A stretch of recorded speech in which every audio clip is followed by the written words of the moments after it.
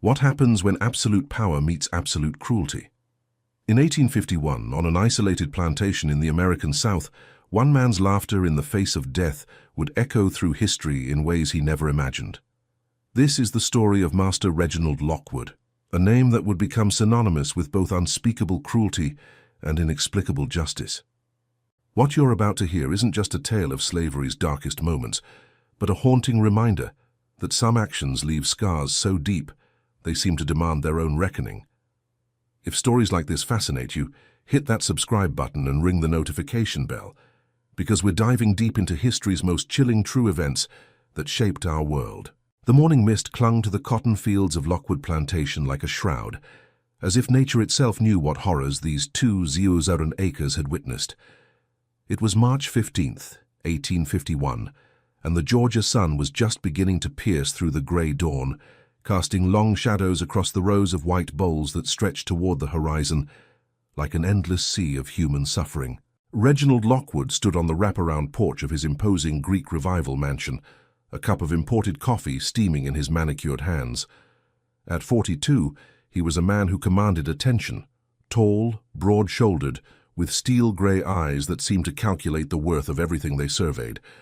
His perfectly waxed mustache and expensive tailored clothes spoke of wealth built on the backs of human suffering, each thread woven with the blood and tears of those he considered his property.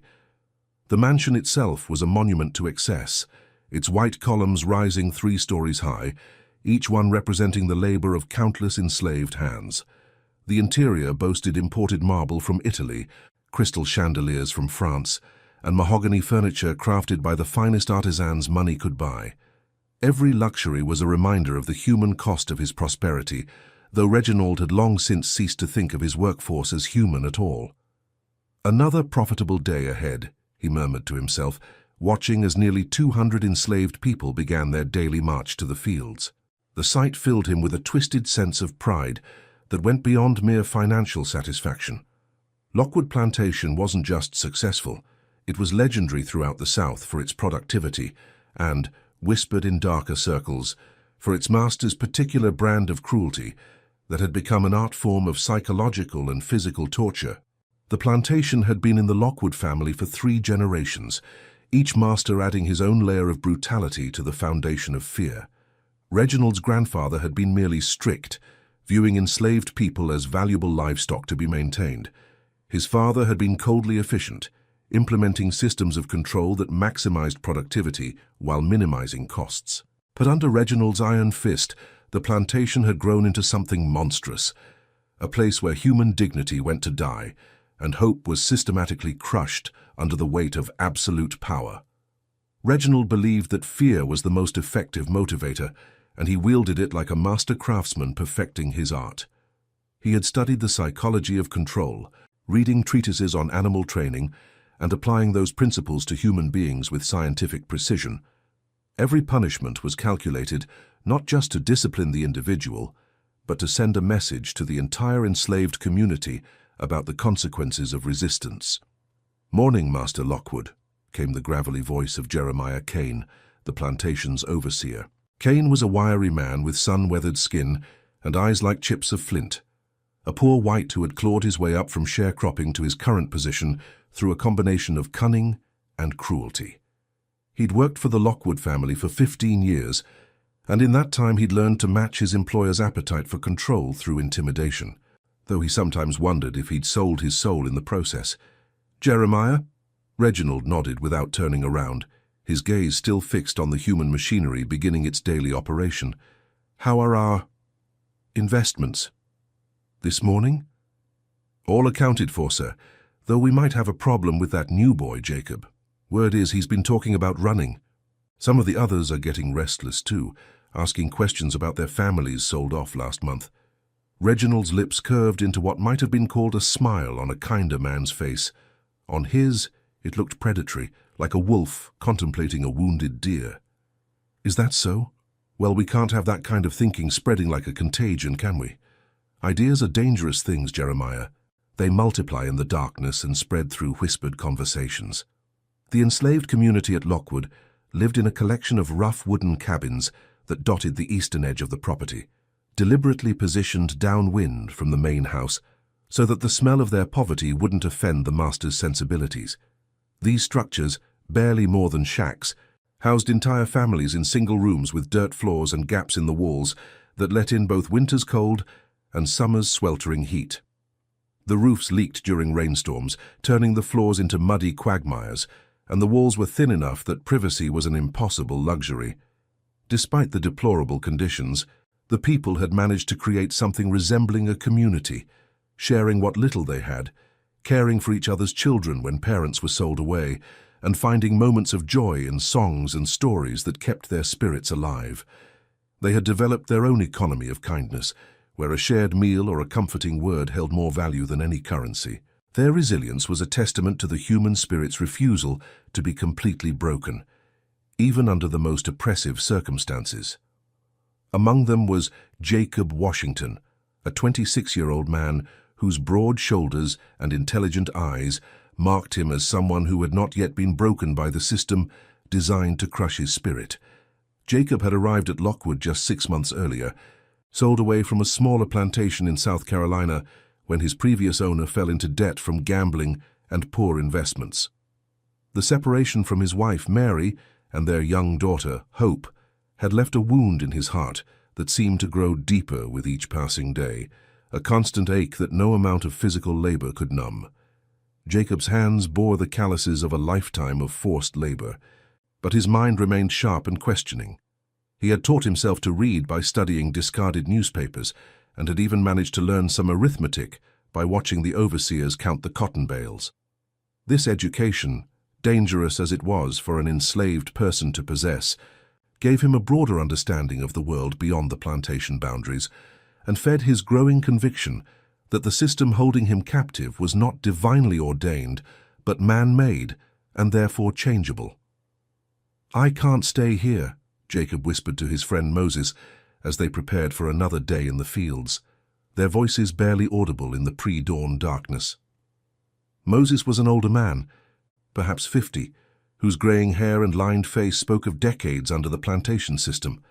His back was permanently bent from years of cotton picking, and his hands were gnarled from countless hours gripping tools and baskets, but his spirit remained unbroken. Moses placed a weathered hand on Jacob's shoulder, feeling the tension in the younger man's muscles. "I understand your pain, brother. We all do.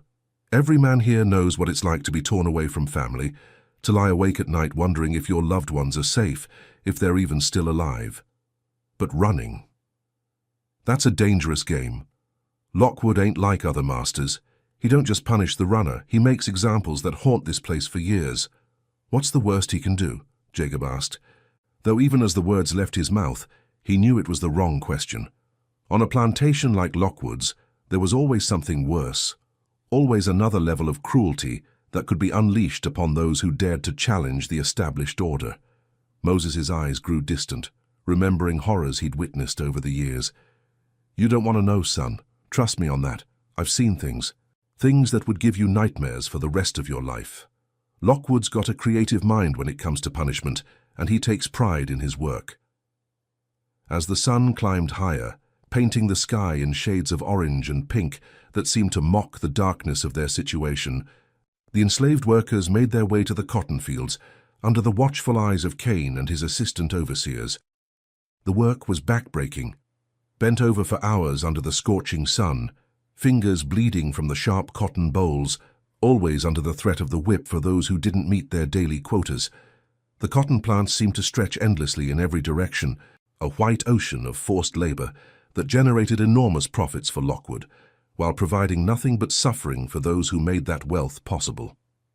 Each worker carried a large burlap sack that would need to be filled multiple times throughout the day. The cotton had to be picked carefully, separating the valuable fibers from the sharp seed pods without damaging either. It was skilled work that required speed, precision, and endurance, but it was treated as if any animal could perform it. The overseers rode through the fields on horseback, their whips coiled and ready, counting the pounds each worker produced and noting any perceived slowdowns or acts of defiance. Reginald made his daily rounds on horseback, mounted on a magnificent black stallion that seemed to mirror its rider's dark temperament. The horse was a thoroughbred, worth more than most enslaved families, its sleek coat groomed to perfection, and its tack made from the finest leather money could buy. He would ride slowly through the fields, his presence alone enough to make workers increase their pace, their bodies tensing with fear at the sound of hoofbeats approaching. He rarely spoke during these inspections, but his eyes missed nothing. Who was working fastest? Who might be slowing down? Who dared to look up when he passed? Who might be sharing whispered conversations that could indicate brewing resistance? His silence was more terrifying than shouting would have been, because it suggested a calculating intelligence that was always planning, always watching, always ready to strike. "You there!" he called out to a young woman named Ruth, who was struggling to keep up with her row. She was barely 18, her youth already being stolen by the brutal demands of plantation life. The previous day's punishment, 20 lashes for allegedly stealing a piece of bread to feed her sick mother, had left her weak and shaking, her back still bleeding through the rough fabric of her dress. "Yes, Master Lockwood," Ruth whispered, not daring to meet his eyes. She had learned early that direct eye contact was considered insolence and could result in severe punishment. Her hands trembled as she continued picking cotton, trying to appear busy and productive, despite her obvious pain. "Your basket looks rather light for this time of day. Are you perhaps feeling unwell? Or maybe you're just not applying yourself with the proper dedication?" The question was a trap, and everyone within earshot knew it. To admit illness was to risk being seen as lazy or defiant, potentially resulting in reduced food rations or assignment to even more difficult tasks. To deny it while clearly struggling was to invite accusations of lying, which carried its own set of punishments. There was no safe answer, only degrees of danger. "No, sir, I'm working as hard as I can," Ruth replied, her voice barely audible. Reginald dismounted slowly, deliberately, savoring the fear his presence generated. The sound of his boots hitting the ground seemed unnaturally loud in the sudden silence that had fallen over this section of the field. Other workers continued their tasks, but strained to listen, knowing that what happened next could affect them all. "As hard as you can. How interesting. Jeremiah, what do you think? Does this look like someone working as hard as they can?" Kane appeared as if from nowhere, his hand already moving to the coiled whip at his belt. He had learned to read his employer's moods and knew that this interaction was heading toward violence. "Looks like laziness to me, Master Lockwood, the kind that spreads if it ain't dealt with quick and decisive." "My thoughts exactly." Reginald's voice was calm, almost conversational, which somehow made it more terrifying than if he had been shouting. 10 lashes should remind Miss Ruth here about the importance of honest work and proper dedication to her duties. As Ruth was dragged to the punishment post, a thick wooden beam that stood in the center of the field like a monument to suffering, Jacob felt something break inside him. He had witnessed countless horrors in his 6 months at Lockwood, but each new cruelty felt like another weight added to his soul. Another reason why he couldn't continue to live this way. The punishment post was worn smooth by countless hands that had gripped it during beatings, its base stained dark with the blood of previous victims. Ruth's wrists were tied to iron rings embedded in the wood, forcing her to stand on her toes with her back exposed. The other workers were forced to watch, their own fear and helplessness reflected in Ruth's suffering. "This ain't right," Jacob muttered, his hands clenching into fists as he watched the preparations for Ruth's beating. Moses, working beside him, heard the dangerous edge in his friend's voice and recognized the signs of a man reaching his breaking point. "Jacob, don't let him see that anger, that's what he wants. A reason to make an example. Ruth's suffering will be for nothing if you give him an excuse to punish you too." But Jacob was beyond hearing reason, as Ruth's screams echoed across the field, as Reginald watched with that same predatory smile, as the other enslaved people were forced to witness yet another demonstration of their powerlessness. Something fundamental shifted in Jacob's mind. The careful balance between survival and dignity that he had maintained for 6 months finally tipped toward action. That night, as the plantation settled into an uneasy quiet, broken only by the sounds of crickets and the distant sobbing of those mourning the day's cruelties, Jacob made his decision. He would run, not just for himself but for his wife Mary and daughter Hope, for Ruth, for every person trapped in this hell that Reginald Lockwood had created. He would either find freedom or die trying, because the alternative, continuing to live as a witness to endless suffering, had become unbearable. He spent the dark hours before dawn gathering his few possessions and saying silent goodbyes to the people who had become his family. He touched the small wooden cross that Moses had carved for him, whispered a prayer for strength, and stepped into the darkness that would either lead to freedom or death. He had no way of knowing that his decision would set in motion a chain of events that would transform both their lives forever, and that by the next evening, one of them would be dead, while the other would begin a descent into madness that would ultimately destroy everything he had built. The pre-dawn darkness of March 16th was thick with humidity and the promise of another scorching day that would test the endurance of every soul trapped within Lockwood Plantation's boundaries. Jacob Washington moved silently through the slave quarters, his few possessions wrapped in a piece of torn cloth that had once been part of a shirt. The fabric still carried the scent of the lye soap they were allowed once a month, a small reminder of the humanity that the plantation system tried so hard to strip away.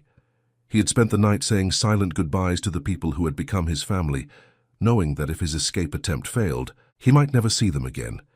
Each face he looked upon in the darkness represented a story of loss, resilience, and quiet dignity that the outside world would never know. There was Sarah, who had lost 3 children to the auction block, but still found the strength to comfort others in their grief. There was old Thomas, whose back was so scarred from decades of beatings that it looked like a roadmap of suffering, yet who still managed to smile and share stories that kept hope alive in the darkest moments. Jacob's heart ached as he thought about the bonds he was breaking by leaving. These people had welcomed him when he arrived, broken and grieving 6 months ago. They had shared their meager food rations with him, taught him the unspoken rules that might keep him alive, and offered the kind of emotional support that made survival possible. Leaving them felt like another kind of betrayal, but staying meant accepting a living death that grew more unbearable with each passing day.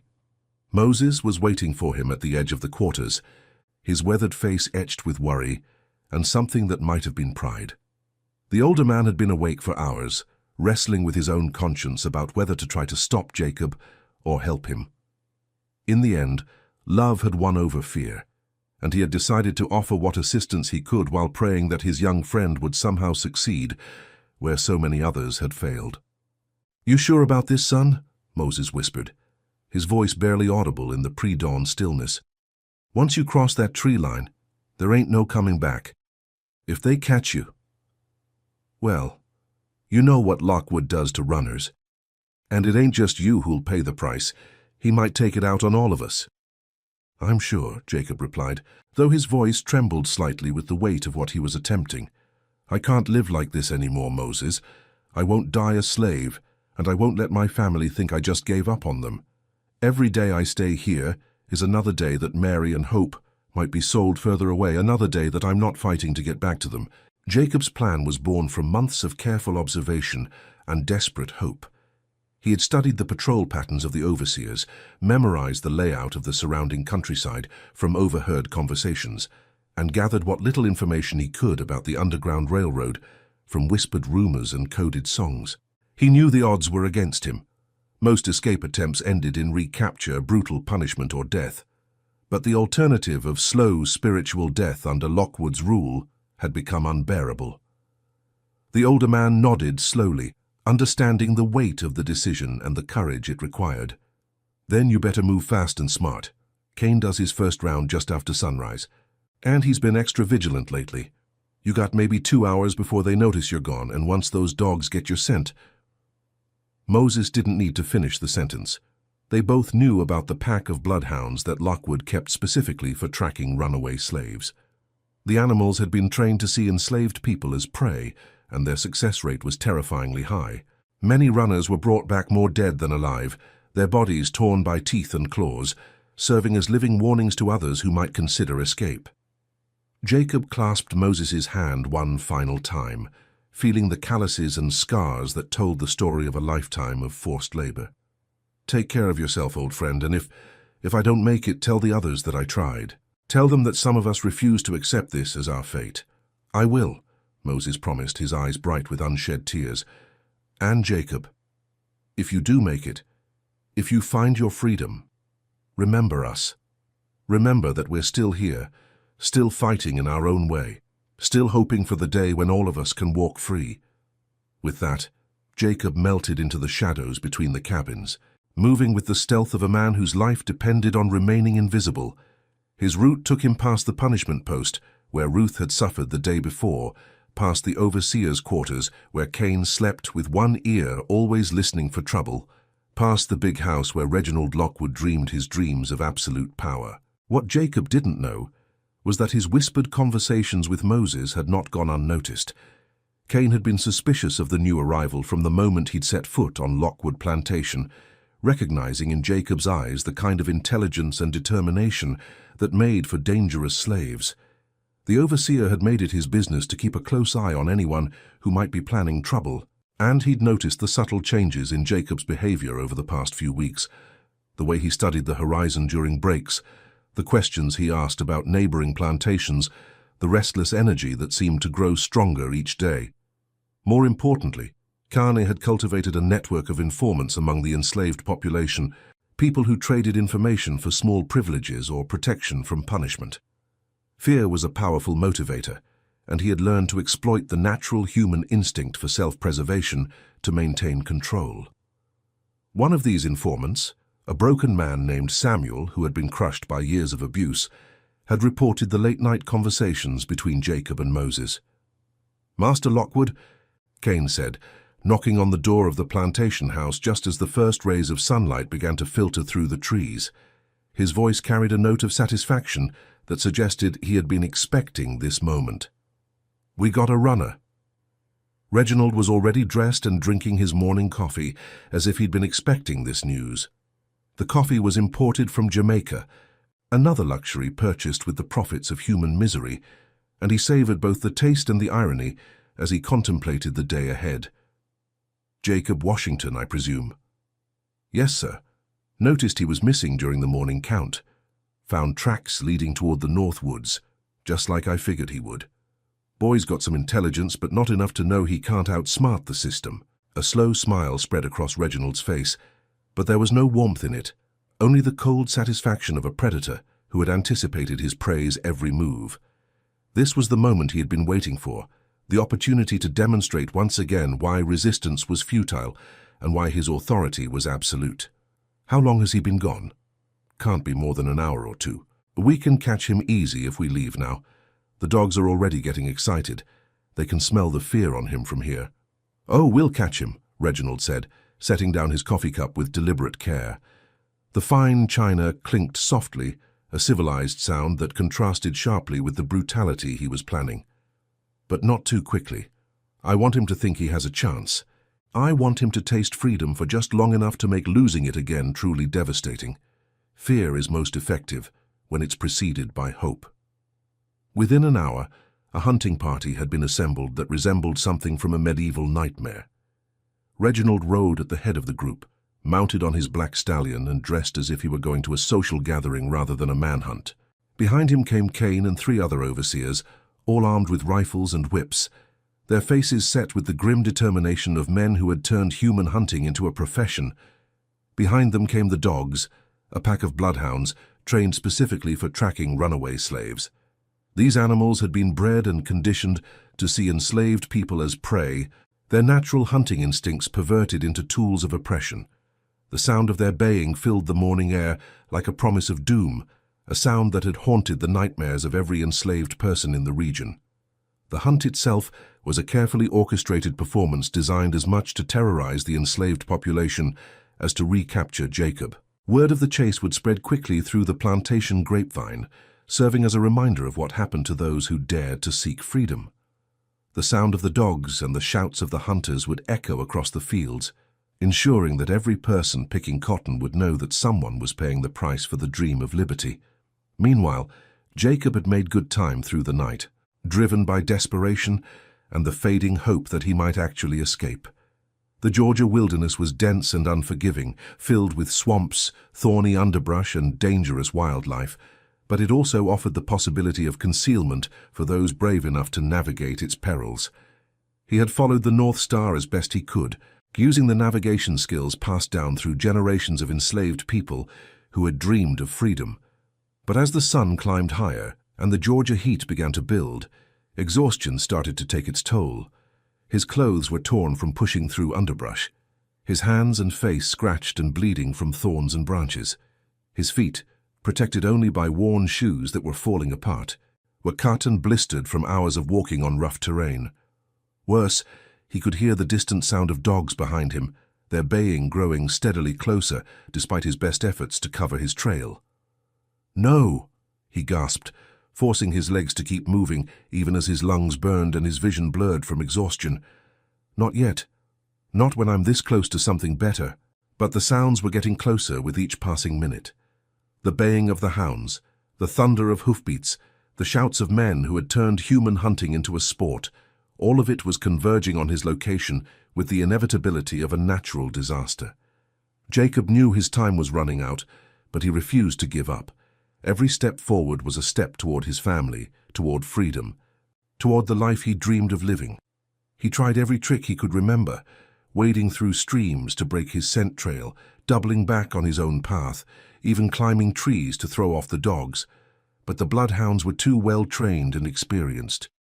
They had been bred for this purpose, their senses honed by years of successful hunts, and they were closing the distance with mechanical precision. The end came suddenly and brutally.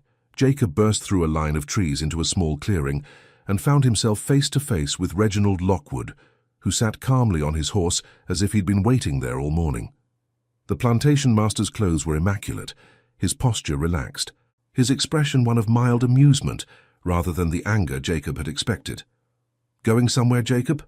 Reginald asked, his voice carrying that same conversational tone that had terrified Ruth the day before. There was something almost theatrical about the moment, as if Reginald were performing for an invisible audience.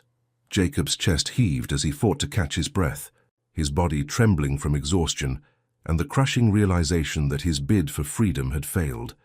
His eyes darted around the clearing, looking for an escape route, but Cain and the other overseers had already emerged from the trees, surrounding him completely. The trap had been perfectly executed and he was caught like an animal in a snare. I was just..." Jacob began, but Reginald held up a hand to silence him. "Please don't insult my intelligence with lies. You were running, which makes you a thief. You see, you were attempting to steal yourself from me, and theft is a serious crime that demands serious punishment." The dogs had caught up now, their massive forms circling Jacob like wolves around wounded prey. Their handler kept them barely in check, and Jacob could see the hunger in their eyes. They had been trained to see people like him as quarry, nothing more than animals to be hunted and brought down. "You could let me go," Jacob said, knowing it was hopeless, but unable to stop himself from trying. "I ain't caused no trouble here. I just want to see my family again. I got a wife and daughter who need me." Reginald laughed, a sound like breaking glass that seemed to echo off the trees surrounding the clearing. "Let you go? My dear Jacob, you seem to misunderstand your situation completely. You are not a person who can be let go. You are property, valuable property that I have invested considerable money in acquiring, and I don't make a habit of giving away my investments." "I'm a man," Jacob said, straightening his shoulders despite his exhaustion and fear. "I got a wife and a daughter who need me. I got dreams and hopes just like you do. I got a soul that belongs to God, not to you." The laughter died on Reginald's lips, replaced by something much colder and more dangerous. The mask of civilized amusement slipped away, revealing the monster beneath. Dreams, hopes, a soul. How amusing. Tell me, Jacob, what exactly do you think gives you the right to such luxuries? "God gives me that right," Jacob replied, his voice growing stronger as he found his courage in the face of death. "Same God that made you made me. Same God that's going to judge us both someday for what we've done with the lives he gave us." The silence that followed was deafening. Even the dogs seemed to sense the shift in the air, their growling subsiding to nervous whimpers. Cain and the other overseers exchanged glances, recognizing the dangerous territory this conversation was entering. They had seen Reginald angry before, but this was something different, something that suggested the careful control he usually maintained was beginning to slip. Reginald dismounted slowly, his boots hitting the ground with the finality of a judge's gavel. God, you say? How interesting. And what do you suppose this God of yours thinks about slaves who steal themselves from their rightful owners? I think he knows the difference between right and wrong, Jacob said, meeting Reginald's gaze directly for the first time. And I think he's watching what happens here today, taking note of who shows mercy and who chooses cruelty. What happened next would be talked about in whispers for generations. Reginald Lockwood, a man who prided himself on his control and calculated cruelty, felt something snap inside him like a tightly wound spring finally breaking under pressure. Perhaps it was the defiance in Jacob's voice, or the way he refused to look away, or simply the accumulation of years of believing himself to be above any earthly or divine judgment. "Is that so?" Reginald said, his voice dropping to barely above a whisper. "Well then, let's give your God something to watch." What followed in that clearing would haunt every witness for the rest of their lives, becoming a story that would be whispered in slave quarters across the South for generations to come. Reginald Lockwood, faced with defiance he couldn't break through intimidation alone, descended into a madness that revealed the true depths of his cruelty and the complete absence of humanity in his soul. "Hold him," he commanded, and Cain motioned to the other overseers, with the weary resignation of men who had participated in too many such scenes. They grabbed Jacob's arms, forcing him to his knees in the center of the clearing.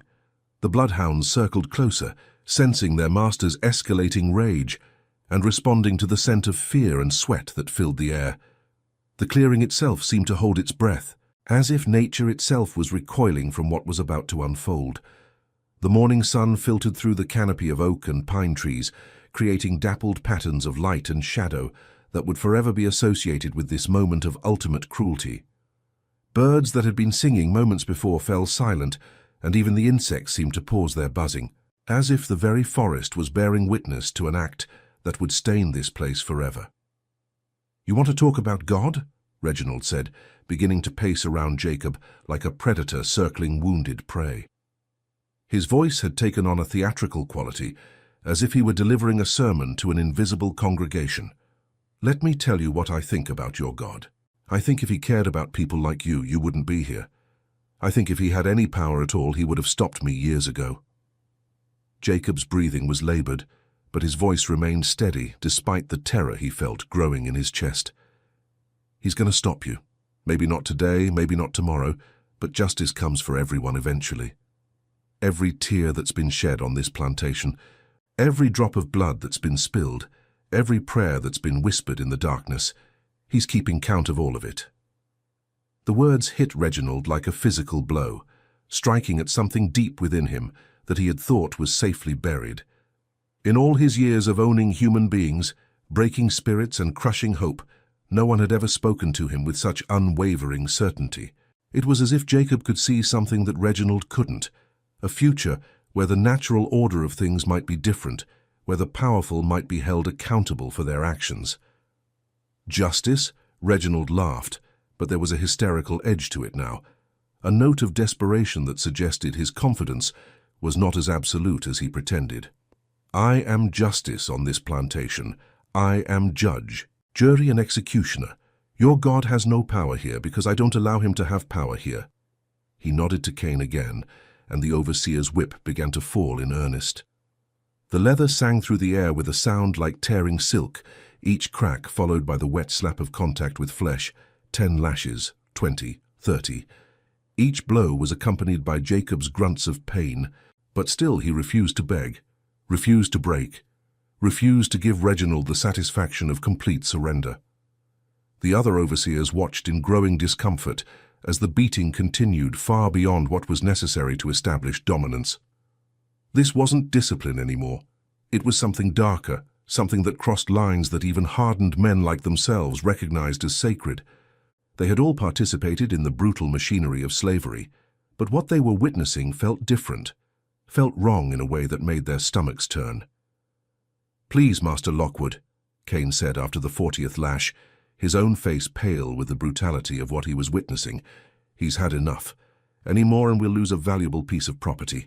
The investment won't be worth anything if he's dead." "And what if he dies?" Reginald snapped, his eyes wild with something that looked like madness. What if he dies knowing that his God abandoned him? What if he dies knowing that all his talk of justice was nothing but the delusion of a piece of property who forgot his place? But Jacob wasn't dead yet, barely conscious, blood pooling beneath him and soaking into the earth that would forever remember this moment. He managed to lift his head one final time. His voice was barely a whisper, but it carried clearly in the unnatural silence of the clearing. My daughter," he gasped, each word a monumental effort.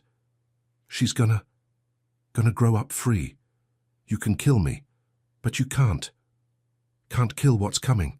Change is coming, and all your whips and chains and dogs won't be able to stop it."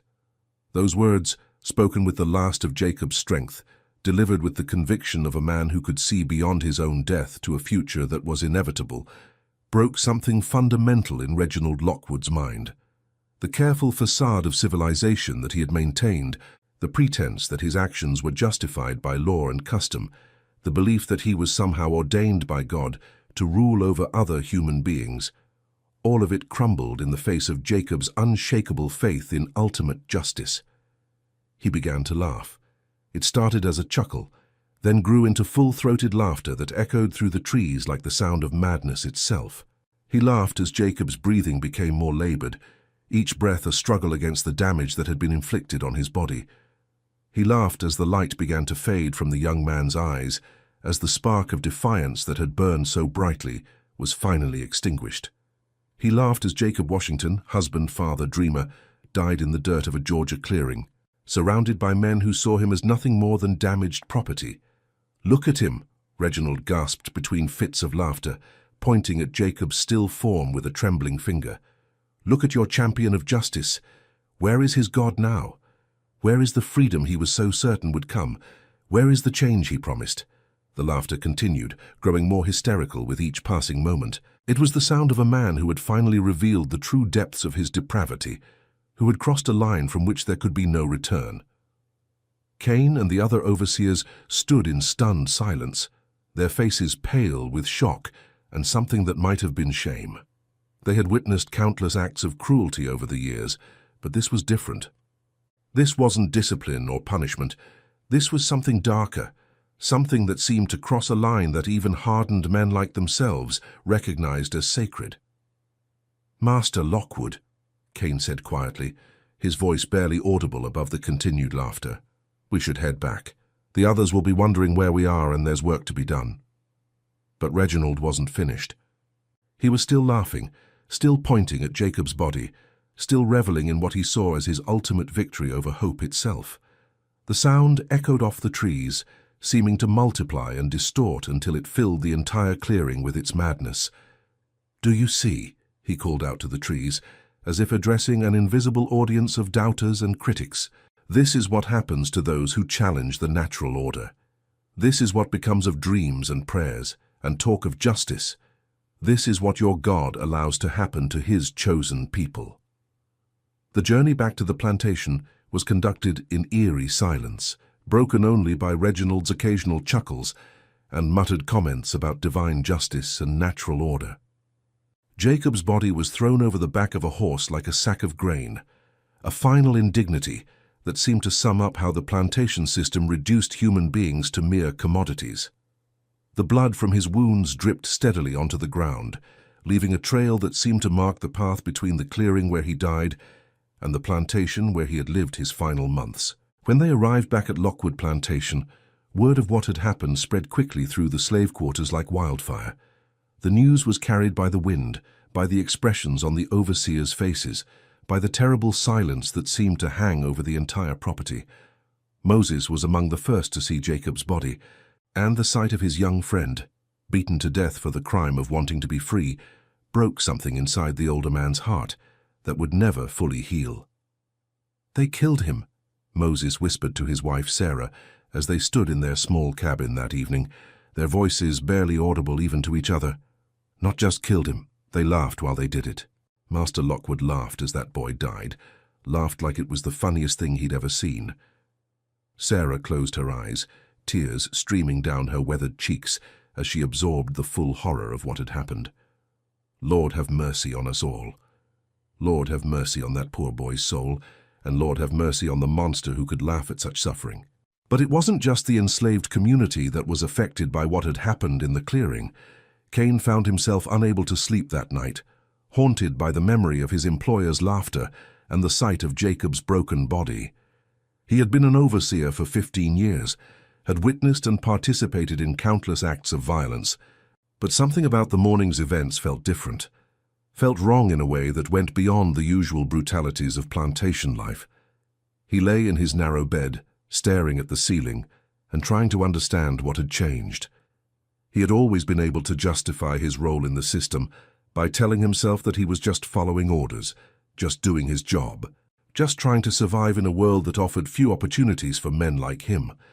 But Jacob's words about justice and divine judgment had planted a seed of doubt that was growing with each passing hour. Even some of the house slaves, who typically tried to stay as far removed as possible from the field hand's struggles, found themselves shaken by the news. Martha, the cook, had known Jacob during his brief time at Lockwood. He had been kind to her young grandson, had shared stories of his own daughter, had maintained a gentleness that seemed impossible given their circumstances. "That man had light in him," Martha told her assistant as they prepared the evening meal, their voices low to avoid being overheard by the White family. "Real light? The kind that comes from God." And Master Lockwood snuffed it out like it was nothing, like it was funny.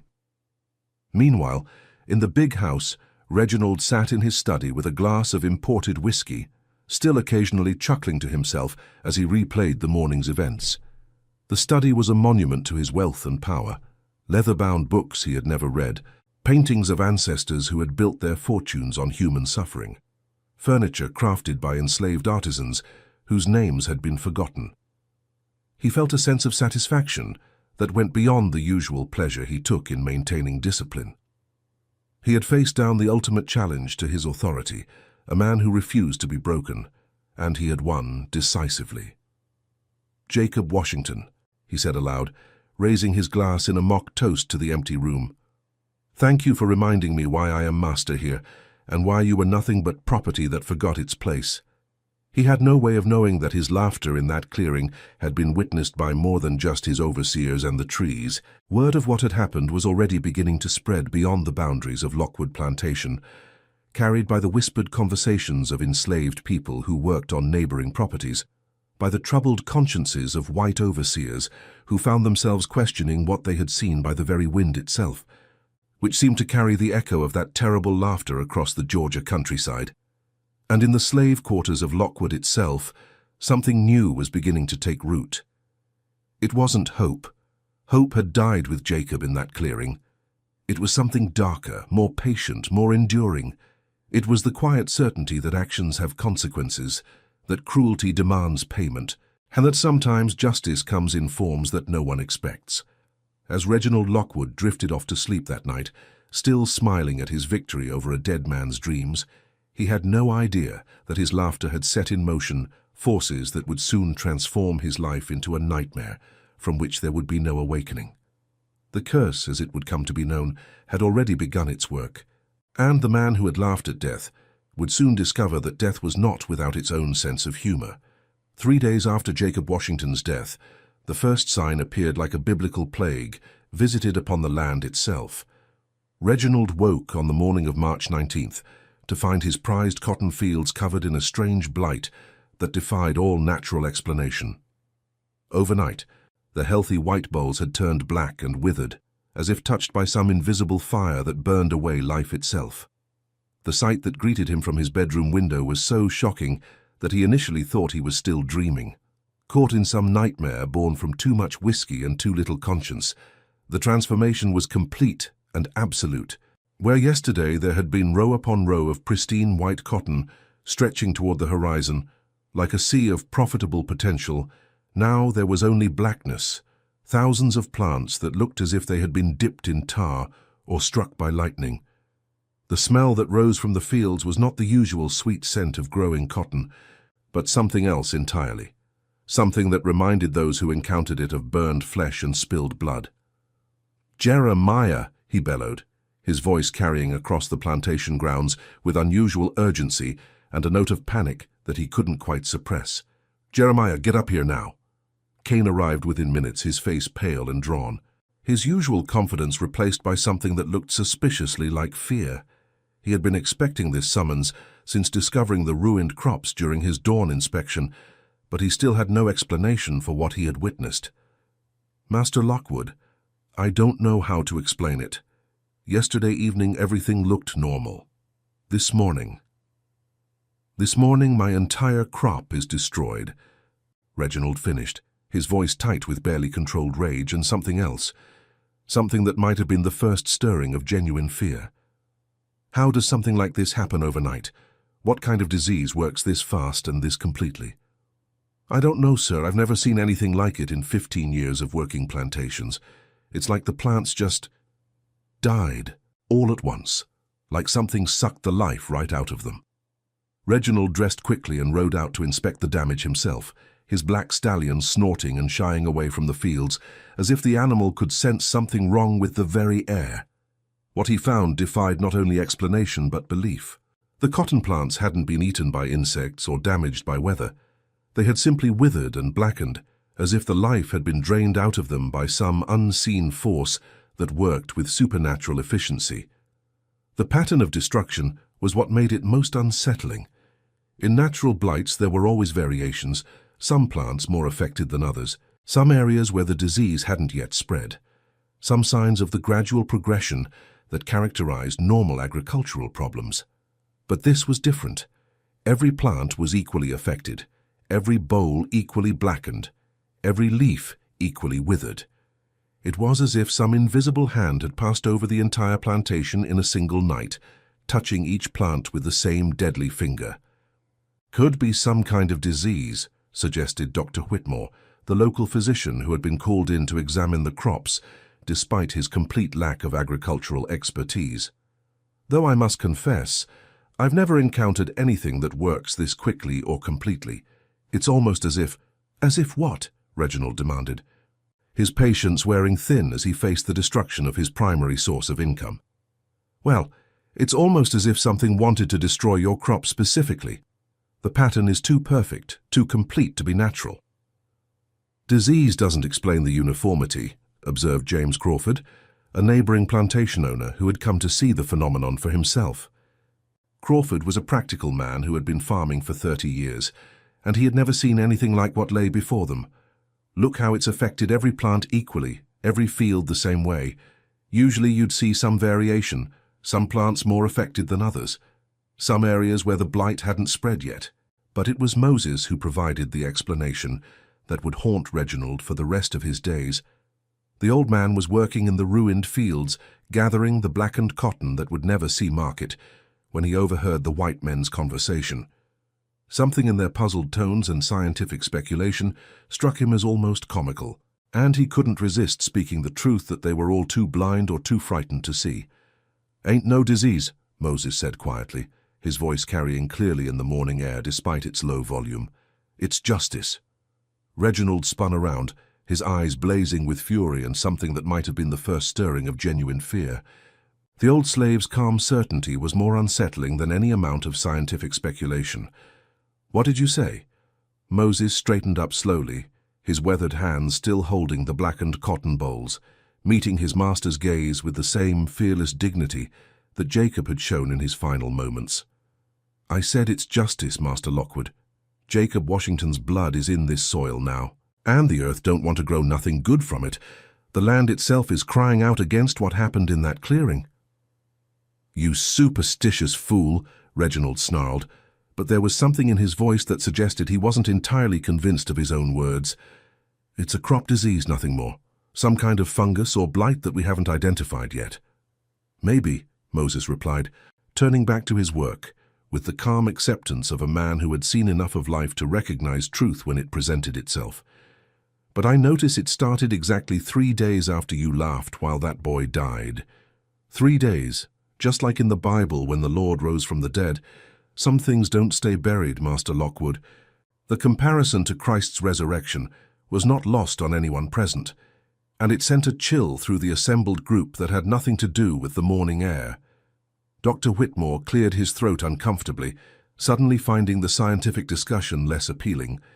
Crawford found himself studying the blackened plants with new interest, remembering stories his grandmother had told about curses and divine retribution. "Get back to work," Reginald ordered, but his voice lacked its usual authority and carried a note of desperation that everyone present could hear. "All of you, get back to work. There's a rational explanation for this, and I'll find it."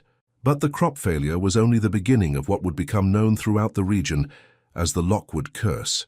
Within a week, Reginald's prize-winning stallion, the magnificent black horse that had carried him on his hunt for Jacob, the animal that had been worth more than most enslaved families, was found dead in its stall.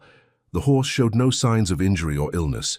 It had simply died during the night, as mysteriously as the cotton had withered. The veterinarian who examined the carcass could find no cause of death, no sign of poison or disease, no explanation for why a healthy animal in its prime would simply stop living. Heart failure, Dr. Whitmore concluded after examining the horse, but his diagnosis sounded uncertain even to his own ears. The animal's heart was perfectly normal, its organs healthy, its body showing no signs of distress. Though I must say, I've never seen a healthier animal succumb so suddenly. It's almost as if it simply gave up. 2 days later, the plantation's well, which had provided clear, sweet water for 3 generations of Lockwoods, turned brackish and undrinkable overnight. The water wasn't contaminated with any substance that could be identified. It simply tasted of salt and bitterness, as if the earth itself had turned sour. The well had been dug deep into an underground spring that had never failed, never varied in quality, never shown any signs of contamination. But now it produced only water that burned the throat and left a taste like tears and blood. "We'll dig a new well," Reginald declared, but his voice was beginning to show the strain of these inexplicable setbacks. His usual confidence was cracking, replaced by a brittle determination that fooled no one. "These things happen. There's a rational explanation for all of it. There has to be." But the enslaved community knew better. They had seen the signs before, in the stories passed down from their grandparents and great-grandparents, who had witnessed the mysterious workings of divine justice in other times and places. They knew what it meant when the earth itself seemed to rebel against injustice, when the natural order turned against those who perverted it for their own ends. "The ancestors are stirring," whispered Sarah, Moses' wife, as she drew the last usable water from the old well before it turned completely foul. "Jacob's spirit ain't resting quiet, and it's calling to all the others who died on this land. The ground is soaked with blood and tears, and now it's giving them back." Indeed, as word of the strange events at Lockwood Plantation spread throughout the region, other stories began to surface like bubbles rising from deep water. Enslaved people from neighboring properties spoke of seeing a young man walking the roads at night, a man who matched Jacob's description, always heading north, always just out of reach of those who tried to approach him. These sightings, whether real or imagined, began to have a profound effect on the enslaved population throughout the area. "I seen him myself," claimed Rebecca, a house slave from the Morrison plantation 5 miles away. "Walking along the river road, clear as day in the moonlight. When I called out to him, he turned and looked at me, and his eyes were full of such sadness, but also something else, something like hope. Then he just faded away like morning mist, but I could swear I heard him whisper something about freedom coming." These sightings, whether real or imagined, began to have a profound effect on the enslaved population throughout the region. Jacob Washington in death was becoming something he had never been in life, a symbol of resistance, a reminder that even the most absolute power had limits, a promise that justice might be delayed but could never be permanently denied. But it was the effect on Reginald himself that was most dramatic and disturbing to witness. The man who had laughed at Jacob's death was beginning to show signs of serious psychological strain that went far beyond the normal stress of financial losses. He had trouble sleeping, often waking in the middle of the night convinced he could hear laughter echoing through the plantation grounds. Laughter that sounded disturbingly like his own voice from that morning in the clearing, but twisted and distorted into something mocking and malevolent. The laughter seemed to follow him everywhere, During his morning inspections of the ruined fields, he would suddenly stop and cock his head, listening to sounds that only he could hear. During meals in the big house, he would pause with his fork halfway to his mouth, his eyes darting toward the windows as if expecting to see someone watching him. During business meetings with other plantation owners, he would lose track of conversations, his attention drawn to phantom sounds that made his hands shake and his face pale. "Did you hear that?" he would ask Kane during their morning inspections, stopping suddenly and turning toward empty fields with wild eyes. "Hear what, Master Lockwood?" "The laughter. Someone's laughing at me. Can't you hear it?" But Kane heard nothing except the usual sounds of a working plantation. The voices of enslaved people in the fields, the creaking of wagon wheels, the distant lowing of cattle. The laughter existed only in Reginald's increasingly troubled mind, a psychological manifestation of guilt that he refused to acknowledge but could no longer escape. The financial losses began to mount as word of the strange events spread throughout the region. Other plantation owners, superstitious despite their education and wealth, began to avoid doing business with Lockwood Plantation. Cotton buyers found excuses to purchase their crops elsewhere. Even the local bank, which had extended credit to the Lockwood family for generations, began to express concerns about the plantation's viability. "It's just a run of bad luck," Reginald insisted to anyone who would listen, but his protests sounded hollow even to his own ears. "Every plantation has difficult years. This will pass." But the problems continued to multiply with supernatural persistence. Tools broke for no reason.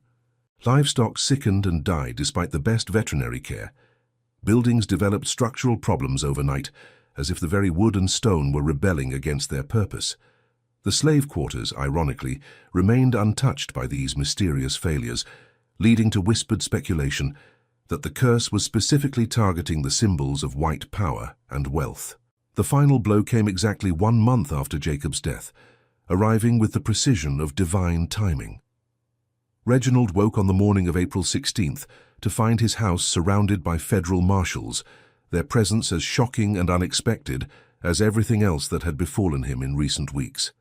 The Fugitive Slave Act of 1850 had given slaveholders unprecedented power to reclaim their property, but it had also brought increased scrutiny to the more extreme practices of plantation discipline.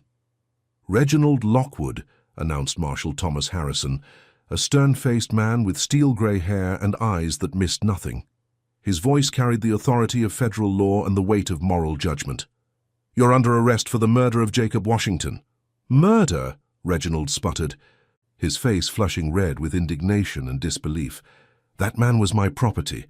I had every legal right to discipline him as I saw fit. The law is on my side." "Not according to these witnesses," Harrison replied, gesturing to a small group of men standing behind him. Among them, Reginald was shocked to see Kane and 2 of his other overseers, their faces set with grim determination and something that looked like relief. "Jeremiah?" Reginald's voice was barely a whisper, the betrayal hitting him harder than any physical blow. "You testified against me?" Kane couldn't meet his former employer's eyes, his weathered face showing the strain of a man who had wrestled with his conscience and finally chosen the harder path. "What happened in that clearing? That wasn't discipline, Master Lockwood. That was something else entirely, something that ain't right in the eyes of God or man or any decent human being." The arrest sent shockwaves through the local community, but it was the trial that followed that would become legendary throughout Georgia and beyond. For the first time in the state's history, a white plantation owner was being prosecuted for the murder of an enslaved person. The case drew attention from abolitionists and slavery defenders alike, with both sides seeing it as a crucial test of the system's limits and the boundaries of acceptable behavior within the institution of slavery. The prosecution's case was built around the testimony of Kane and the other overseers, who described in horrifying detail what they had witnessed in the clearing. Their accounts painted a picture of cruelty that went far beyond the normal brutalities of plantation life, crossing into territory that even supporters of slavery found difficult to defend. But it was Moses's testimony that proved most damaging to Reginald's defense, delivered with the quiet dignity of a man who had nothing left to lose. "He laughed," the old man said simply, his voice carrying clearly through the packed courtroom despite its gentle tone. While that boy was dying, while his life was bleeding out into the dirt, Master Lockwood stood there and laughed like it was the funniest thing he'd ever seen. Like watching a human being die was entertainment. The defense argued that Reginald had been within his legal rights as a slaveholder, that Jacob's death was the result of legitimate punishment for attempted escape. They cited precedents and legal statutes, argued about property rights and the necessity of maintaining discipline. But the jury, composed entirely of white men, many of whom owned enslaved people themselves, seemed deeply disturbed by the accounts of Reginald's behavior. "There's discipline," said one juror during deliberations, his voice heavy with the weight of moral judgment. "And then there's madness. What that man did crossed every line of human decency. If we allow this kind of behavior to go unpunished, we're no better than animals ourselves." The verdict, when it came after 3 days of deliberation, sent shockwaves throughout the South that would be felt for years to come. Reginald Lockwood was found guilty of murder and sentenced to life in prison, a punishment that many saw as impossibly lenient, but which others viewed as a dangerous precedent that could undermine the entire plantation system. As Reginald was led away in chains, his wrists bound with iron shackles that seemed to symbolize the reversal of power, he caught sight of Moses standing in the crowd outside the courthouse. The old man's eyes held no triumph, no satisfaction, only a deep sadness that seemed to encompass all the suffering that had led to this moment. "It ain't over," Reginald called out, his voice cracking with desperation and rage. "You think this changes anything? You think this makes you free? You think this ends the natural order?" Moses shook his head slowly, his weathered face showing the wisdom of a man who had lived through decades of suffering and finally witnessed a moment of justice. "No, Master Lockwood, but it's a start. Jacob's death meant something after all. His blood cried out from the ground, just like the good book says, and finally somebody listened." Reginald Lockwood died in prison 3 years later, a broken man who never stopped insisting that he had done nothing wrong, that he had been the victim of superstition and changing times. His final words, according to the prison chaplain, were about the laughter that continued to haunt him even behind bars. Laughter that he claimed followed him everywhere, growing louder with each passing day until it drowned out all other sounds. But his death marked more than just the end of one man's life. It represented a crack in the foundation of a system that had seemed unshakable, a sign that even the most absolute power had limits that could not be crossed without consequences. The enslaved people of Lockwood Plantation were sold to pay Reginald's debts, scattered to plantations throughout the South like seeds carried on the wind. But they carried with them the story of Jacob Washington, the man who died for the crime of wanting to be free, and whose death somehow managed to bring down the master who had laughed at his suffering. The story spread through the underground networks of enslaved communities, becoming a legend that gave hope to those who had none and courage to those who needed it most. Moses lived to see the end of slavery, dying peacefully in 1867 at the age of 72 in a small cabin he owned on land that had once been part of the Lockwood Plantation. His last words, according to those who were with him, were, "Jacob, my boy, we made it. We finally made it home." The Lockwood Plantation itself was abandoned after Reginald's arrest, the great house falling into ruin as nature slowly reclaimed the land that had been soaked with so much blood and tears.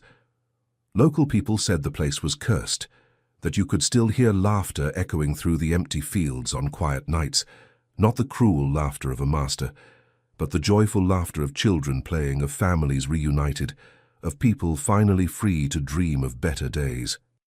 And perhaps in the end, that was Jacob Washington's true victory.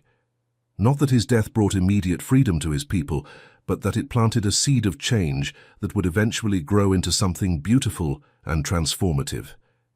His laughter, the laughter of hope triumphing over despair, of justice finally served, of love conquering hate, had finally silenced the laughter of cruelty forever.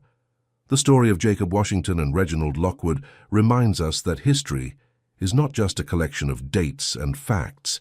It's a tapestry of human choices, each thread representing a moment when someone decided to stand for something greater than themselves, or to surrender to the darkness within their own hearts. Jacob's courage in the face of impossible odds, His refusal to let his spirit be broken, even as his body was destroyed, represents the best of human nature and the power of hope to transcend even death itself. Reginald's descent into cruelty and madness represents the worst of what humans are capable of when they lose sight of their own humanity and the humanity of others.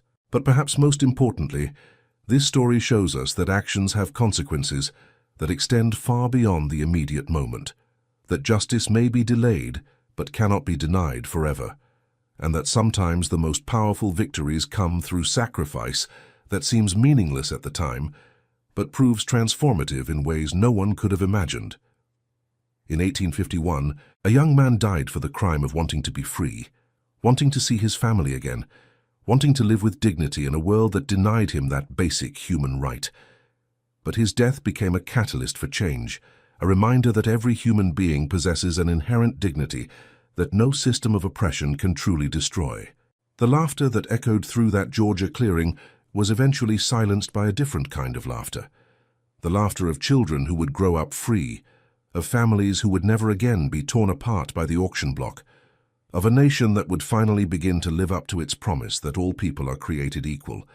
If this story moved you, if it made you think about the power of courage in the face of injustice, please subscribe to our channel and share this video. History's most important lessons often come from its darkest chapters, and it's only by remembering these stories that we can ensure they're never repeated. What other historical events would you like us to explore? Let us know in the comments below. Remember, the price of freedom is eternal vigilance, and the cost of forgetting our history is the risk of repeating it. This story is a work of fiction created for educational and entertainment purposes, while it is set against the historical backdrop of American slavery in 1851, and incorporates authentic historical details about plantation life and the experiences of enslaved people. The specific characters and events depicted, including Jacob Washington, Reginald Lockwood, and the supernatural elements of the curse, are entirely fictional. Any resemblance to real persons, living or dead, or actual historical events is purely coincidental. This narrative was crafted to explore themes of justice, human dignity, and the consequences of cruelty, while honoring the memory of those who actually suffered under the institution of slavery.